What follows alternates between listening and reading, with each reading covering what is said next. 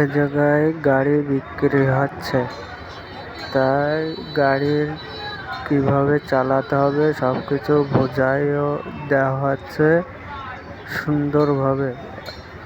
আপনারা যখন গাড়ি কিনতে আসবেন তখন সুন্দরভাবে কিভাবে গাড়িটা রানিং করতে হবে, চালাতে হবে সেইভাবে বুঝে নেবেন।